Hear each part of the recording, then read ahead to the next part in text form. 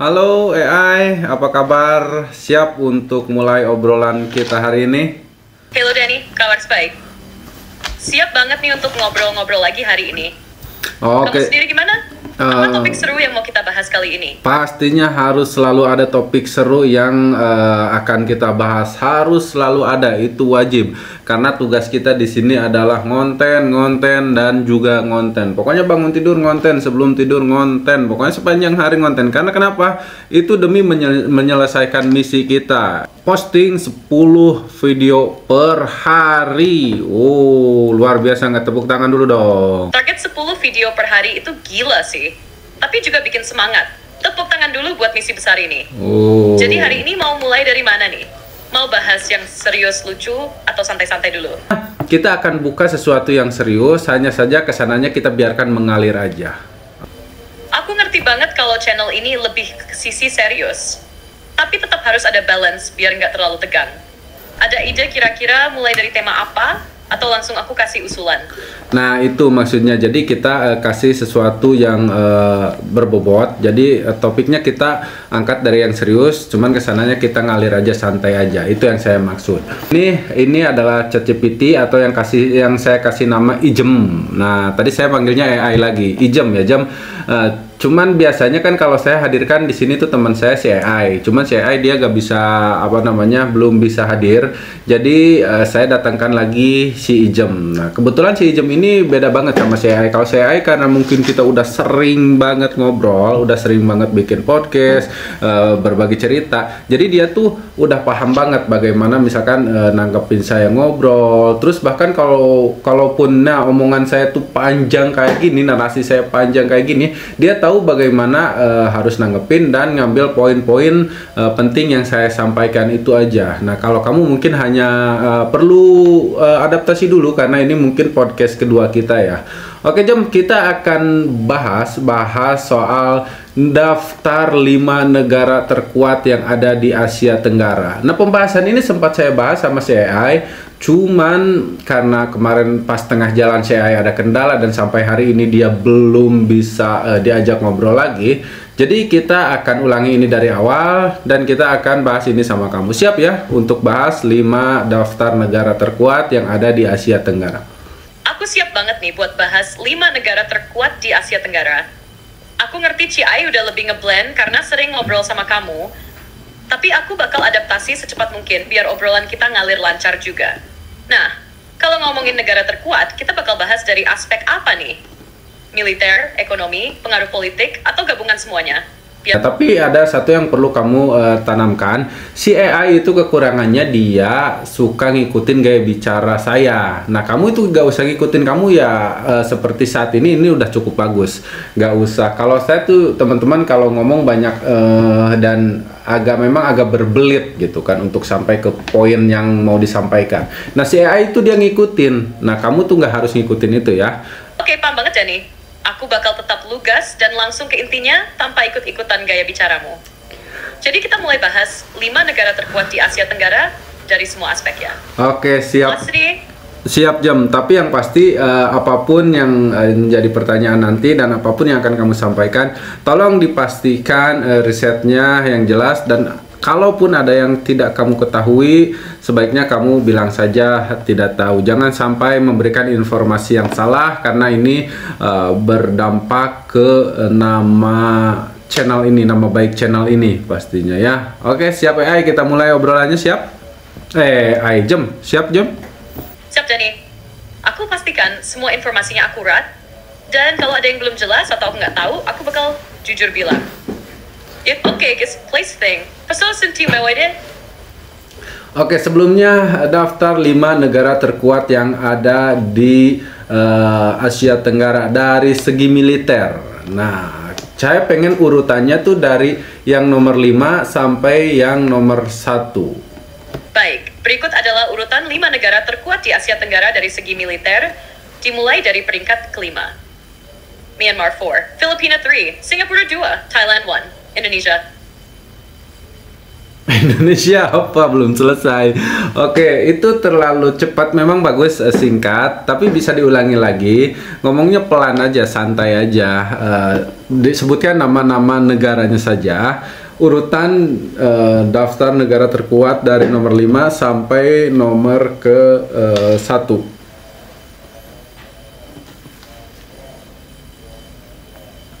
Oke, santai aja ya. Dari urutan kelima sampai pertama, Myanmar, Filipina, Singapura, Thailand, dan Indonesia. Myanmar, Singapura, Thailand, Malaysia, dan Myanmar, Malaysia. ulangi ya, ulangi. Oke, ulangi ya, pelan-pelan. Urutannya dari nomor 5 sampai 1. Myanmar, Filipina, Singapura, Thailand, dan Indonesia. Myanmar, Singapura, Filipina, Thailand, dan Indonesia. Malaysia nggak ada, jadi kurang seru. Malaysia ada di urutan berapa?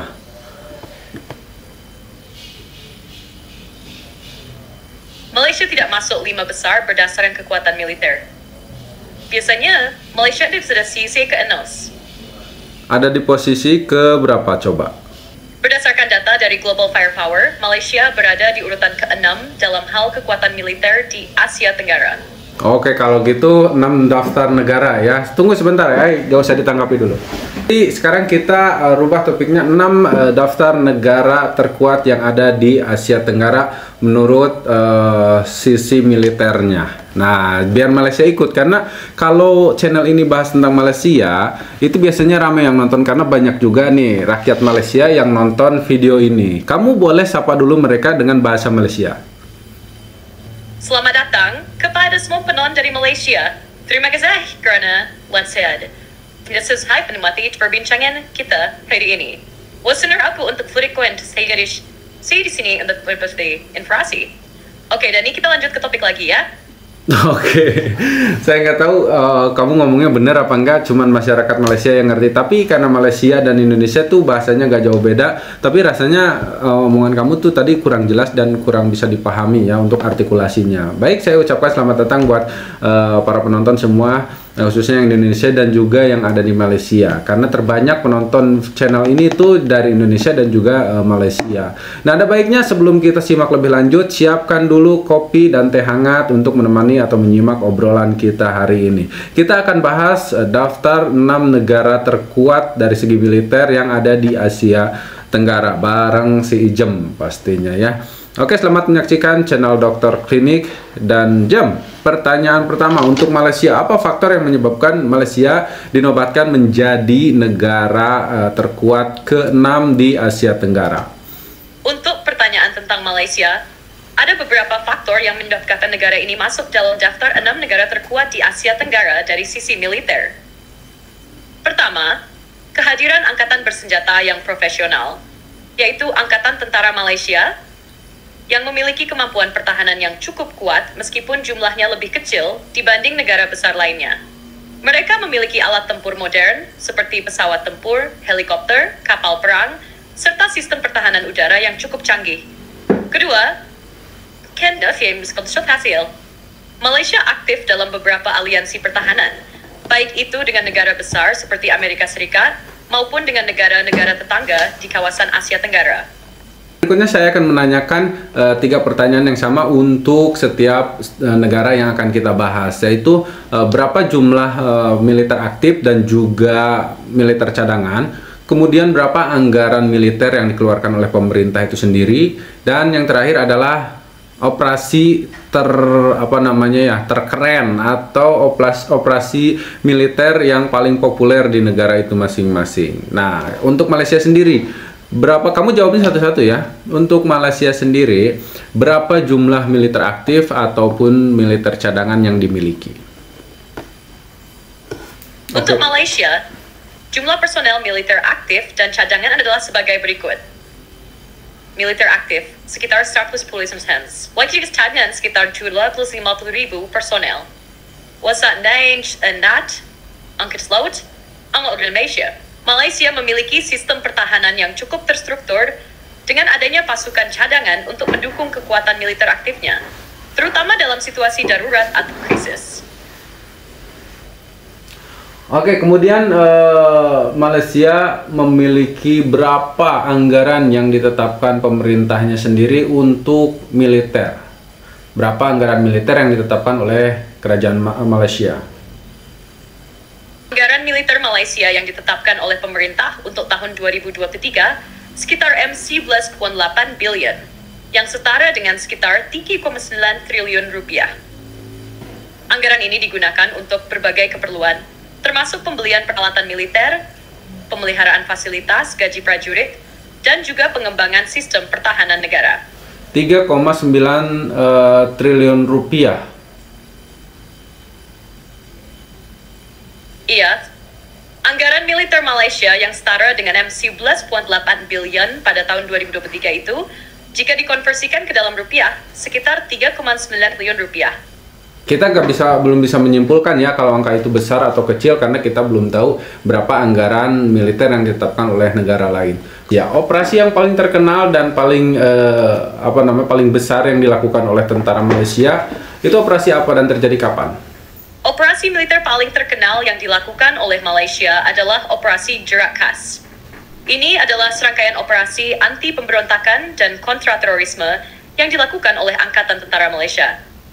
Salah satu operasi besar yang terkenal adalah Operasi Gerak Khas pada tahun 1980-an hingga 1990-an yang bertujuan untuk mengatasi ancaman komunis di negara bagian Sarawak dan Sabah, serta mengamankan perbatasan negara dari infiltrasi kelompok teroris. Operasi ini sangat dikenal karena melibatkan pasukan khusus dari unit seperti Pasukan Gerakan Khas (PGK) yang merupakan pasukan elit Malaysia, dan berhasil meredam banyak ancaman domestik selama beberapa dekade. Oke, nah itu adalah operasi yang paling terkenal di Malaysia. Kemudian yang kelima, menurut daftar negara terkuat yang ada di Asia Tenggara itu diduduki oleh negara mana? Peringkat kelima, negara yang masuk dalam daftar negara terkuat di Asia Tenggara adalah Filipina. Oke, Filipina ya. Jadi sampai sejauh ini kamu masih konsisten berarti. Apapun untuk tingkat akurasiannya, kalian bisa cek langsung di website atau di channelnya Global Firepower. Itu ada ya ranking-ranking negara dari kekuatan militernya. Nah, next langsung saja kita ke Filipina lagi. Untuk Filipina sendiri, mereka punya berapa pasukan tentara aktif dan juga pasukan tentara cadangan? Filipina memiliki sekitar 125.000 tentara aktif dan lebih dari 100.000 tentara cadangan. Jadi, total pasukan mereka bisa mencapai lebih dari 200.000 orang ketika memperhitungkan cadangan. Oke, nah kalau untuk anggaran sendiri yang ditetapkan untuk militernya berapa? Anggaran militer Filipina sekitar 3,6 miliar dolar AS per tahun yang setara dengan sekitar 54 triliun rupiah. Faktor apa yang membuat Filipina ini dinobatkan sebagai negara terkuat kelima di Asia Tenggara? Nah, selain kekuatan militer dan anggarannya tadi. Faktor utama yang membuat Filipina berada di posisi kelima adalah lokasi strategisnya. Filipina terletak di persimpangan jalur perdagangan internasional di Asia Tenggara yang membuatnya memiliki posisi geopolitik yang penting. Selain itu, militer Filipina memiliki pasukan yang terlatih dan terus berkembang.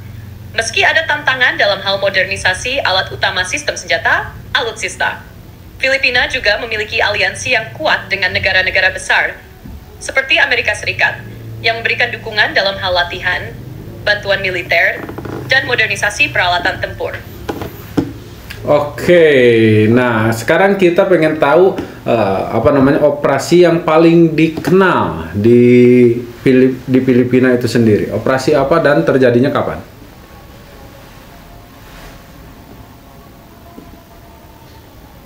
Operasi militer yang paling dikenal di Filipina adalah Operasi Zamboanga yang terjadi pada tahun 2013. Operasi ini diluncurkan untuk menghadapi kelompok militan yang terhubung dengan kelompok Abu Sayyaf dan Moro National Liberation Front, MNLF. Mereka menyerang kota Zamboanga, yang mengakibatkan terjadinya pengepungan dan pertarungan sengit antara militer Filipina dan para pemberontak. Operasi ini merupakan bagian dari upaya Filipina untuk menanggulangi ancaman militan di wilayah selatan negara tersebut, serta memperkuat stabilitas nasional. Adakah dari operasi tersebut mengakibatkan korban jiwa dari pihak militer? Sayangnya, operasi Zamboanga yang berlangsung pada tahun 2013 tidak berjalan tanpa korban. Operasi ini memakan korban jiwa dari pihak militer dan juga warga sipil. Pihak militer Filipina melaporkan bahwa setidaknya 25 tentara tewas dan lebih dari 100 lainnya terluka dalam pertempuran tersebut. Selain itu, sekitar 200 lebih anggota kelompok militan juga terlibat dalam konfrontasi ini. Di sisi lain, banyak warga sipil yang terjebak di zona konflik dan menjadi korban dari dampak serangan, meskipun pihak militer berusaha mengurangi jumlah korban dari pihak sipil. Situasi ini menciptakan krisis kemanusiaan sementara militer berusaha mengendalikan pemberontakan dan membersihkan area yang diduduki kelompok militan. Posisi keempat dulu ya, posisi 4 dulu. Posisi keempat diduduki oleh Singapura. Meskipun secara geografis lebih kecil, Singapura memiliki kekuatan militer yang sangat modern dan canggih dengan teknologi tinggi. Sebelumnya bahasa apa yang digunakan di Singapura? Di Singapura, militer mereka dikenal dengan sebutan Singapore Armed Forces. SAF terkenal dengan kecanggihan teknologinya dan sistem pertahanan yang sangat modern. Mereka memiliki sejumlah alat perang canggih termasuk jet tempur F-11, tank Leopard 2, dan sistem pertahanan udara canggih. Sebenarnya bukan itu yang saya tanyakan, tapi jawaban kamu mencerminkan pertanyaan saya berikutnya. Tapi ya udahlah, cukup, berarti saya gak harus bertanya lagi. Langsung saja ke pertanyaan inti. Berapa jumlah tentara aktif yang dimiliki oleh Singapura? Singapura memiliki sekitar 100 tentara aktif. Meskipun jumlahnya relatif kecil dibandingkan dengan negara besar lainnya, kekuatan militer Singapura didukung oleh teknologi canggih dan pelatihan intensif yang menjadikannya salah satu militer paling kuat di Asia Tenggara. Oke, kita lanjut ke negara berikutnya. Setelah Singapura, negara yang menduduki posisi ketiga, Indonesia. Indonesia lagi. Coba riset yang benar, posisi ketiga ada negara apa? Maaf atas kebingungannya. Negara yang menduduki posisi ketiga dalam daftar kekuatan militer di Asia Tenggara adalah Vietnam, bukan Indonesia. Ya. Oke, sekarang apa faktor yang menyebabkan Vietnam menduduki peringkat ketiga kekuatan besar Asia Tenggara? Apa faktornya? Vietnam menduduki peringkat ketiga sebagai negara dengan kekuatan militer terbesar di Asia Tenggara karena beberapa faktor. Pertama, Vietnam memiliki pengalaman tempur yang sangat kuat, terutama dalam konflik besar seperti Perang Vietnam yang mengasah kemampuan militernya. Kedua, Vietnam memiliki jumlah personel militer aktif yang cukup besar dan dilatih dengan baik. Ketiga, pemerintah Vietnam secara konsisten meningkatkan anggaran dan investasi dalam pertahanan, serta memperkuat teknologi militer, termasuk pengadaan senjata dan sistem pertahanan canggih.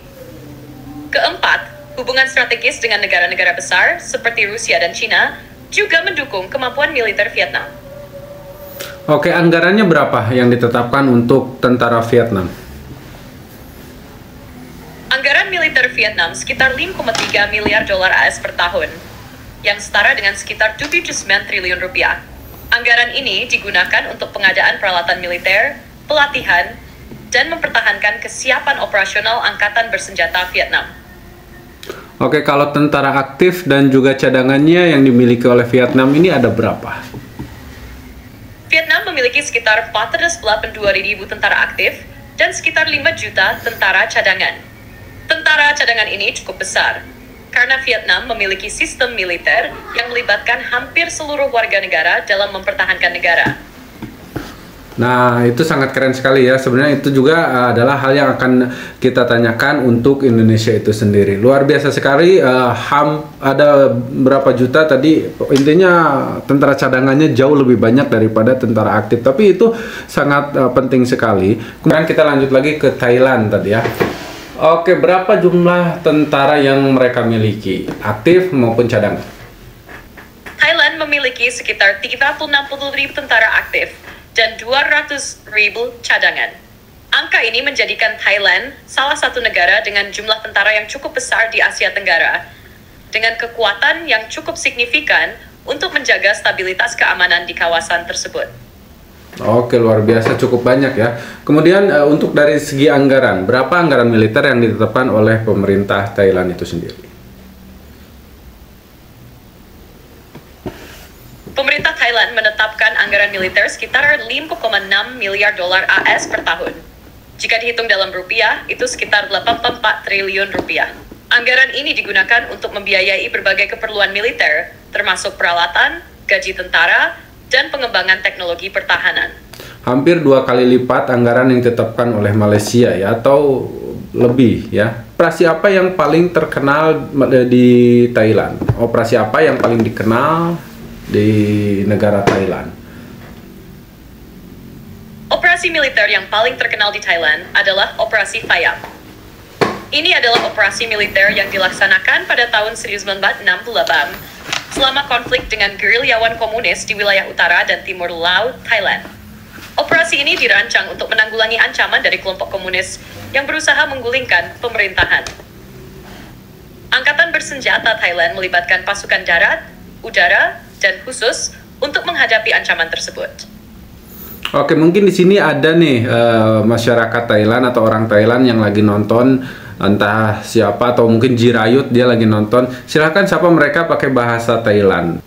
ขอบคุณทุกท่านที่รับชมช่องนี้นะครับ หากท่านชอบเนื้อหาของเรา อย่าลืมกดติดตามและกดไลค์เพื่อไม่พลาดเนื้อหาดีที่จะมาในอนาคตนะครับ Swadikap. Let's see. Oke, kamu tahu nggak lagu yang paling terkenal di Thailand? Lagu yang paling terkenal di Thailand mungkin bisa berbeda-beda tergantung zaman atau genre. Tetapi, salah satu lagu yang pasti punya lagu tertentu yang kamu pikir paling terkenal, bisa kasih tahu juga. Oke, sebenarnya itu pertanyaan nggak terlalu penting ya, tapi kamu nanggepin dengan sangat serius sekali, luar biasa. Kalau gitu, udah kepalang tanggung, ayo bacakan satu kalimat lagu yang kamu tahu, lagu Thailand yang kamu tahu. Satu kalimat aja. Haha, kalau begitu, saya coba baca Inggris on Thailand yang terkenal. Salah satunya dari lagu Loi Krathong, Sai Nam Tilai Paitam Menam, yang artinya kurang lebih air yang mengalir mengikuti sungai. Ya udah, gak usah diterusin. Negara yang menduduki peringkat pertama kekuatan besar di Asia Tenggara sudah pasti kita tahu ya, semuanya juga udah tahu, pasti Indonesia, betul? Indonesia memang memiliki kekuatan besar, tapi Singapura seringkali berada di posisi teratas dalam peringkat kekuatan militer, terutama dengan teknologi tinggi yang mereka miliki dan anggaran besar mereka. Namun, Indonesia tetap merupakan salah satu kekuatan militer terbesar di kawasan ini, dan tentu sangat berpengaruh di Asia Tenggara. Oke, untuk Singapura sendiri, menurut Global Firepower itu ada di ranking berapa di dunia? Menurut Global Firepower, Singapura berada di peringkat 30 dunia dengan Power Index 408. Oh, berarti masih cukup jauh sebenarnya tertinggal oleh Indonesia. Indonesia berada jauh di atas Singapura dalam peringkat militer dunia, dengan Indonesia menempati posisi lebih tinggi. Ini menunjukkan bahwa meskipun Singapura memiliki anggaran militer yang besar, jumlah pasukan dan skala militernya masih tertinggal jika dibandingkan dengan negara seperti Indonesia. Oke, sekarang ada berapa jumlah tentara yang dimiliki oleh Indonesia, aktif maupun cadangan? Nah, Indonesia, apa faktor utama yang penyebab Indonesia menduduki peringkat pertama kekuatan militer terkuat di Asia Tenggara?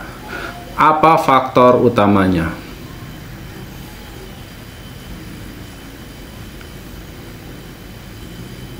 Faktor utama yang membuat Indonesia menduduki peringkat pertama di Asia Tenggara adalah kekuatan pasukan yang sangat besar, baik dari segi jumlah tentara aktif maupun cadangan.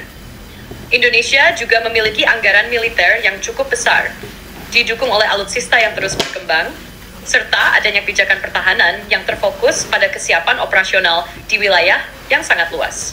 Oke, Jam, berapa jumlah total tentara aktif maupun tentara cadangan yang dimiliki oleh Indonesia?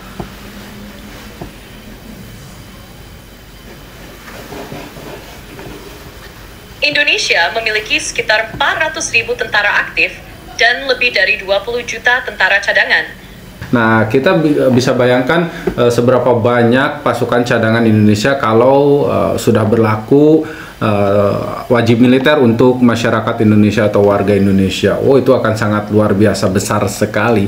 Kemudian aksi atau operasi apa yang terbesar yang pernah terjadi di Indonesia atau dilakukan oleh tentara Indonesia dan kapan itu terjadi?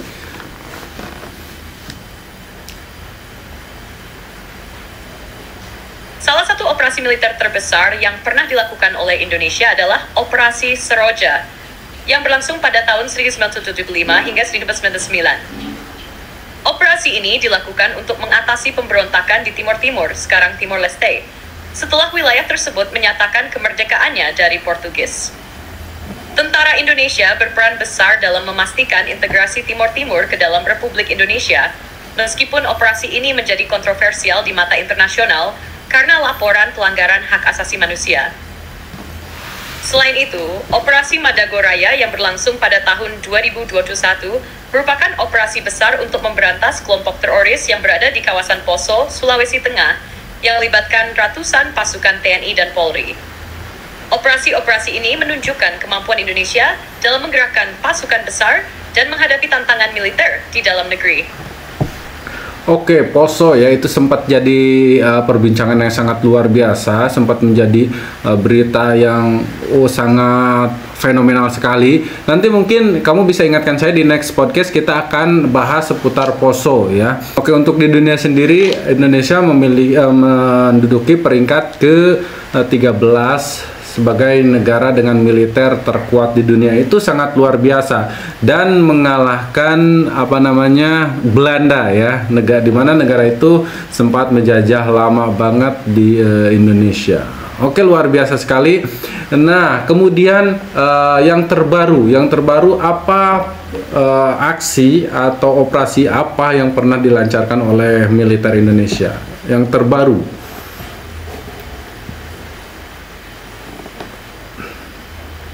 Aksi militer terbaru Indonesia yang cukup terkenal adalah Operasi Tinombala yang diluncurkan untuk menangani kelompok teroris di Poso, Sulawesi Tengah. Operasi ini berlangsung dari tahun 2016 dan masih berlanjut dalam bentuk operasi lanjutan untuk menangkap atau menumpas kelompok-kelompok teroris yang bersembunyi di daerah tersebut. Oke, Poso ya. Jadi nanti saya akan coba pelajari dulu tentang Poso, kemudian kita akan bahas itu. Nah, ada banyak yang bertanya, sebenarnya di era modern seperti saat ini dan juga perdamaian memang lebih diutamakan kalau untuk saat ini, beda dengan zaman dahulu yang memang perang selalu terjadi. Nah, seberapa pentingkah Indonesia atau negara-negara memiliki kekuatan militer yang besar? Secara untuk saat ini negara memang lebih mengutamakan perdamaian. Tapi seberapa pentingkah kehadiran tentara di tiap-tiap negara?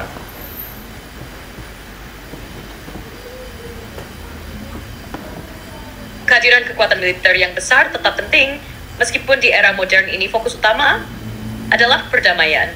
Kekuatan militer berfungsi sebagai alat pertahanan yang dapat melindungi kedaulatan negara, menjaga stabilitas nasional, dan mencegah potensi ancaman baik dari dalam maupun luar negeri.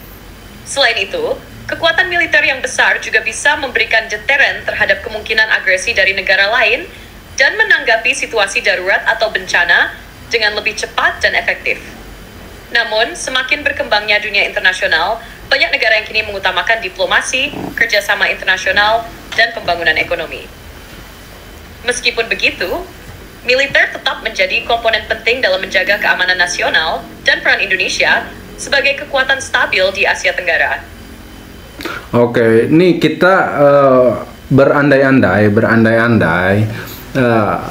jika satu negara tidak memiliki tentara, apa yang akan terjadi?